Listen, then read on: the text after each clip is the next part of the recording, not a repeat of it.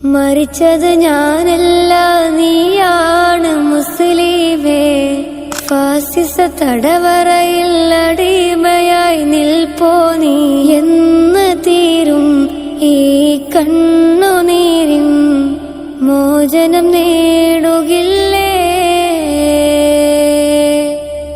ഫലസ്തീൻ ചിരിയെന്നത് കാണാക്കിനാവല്ല,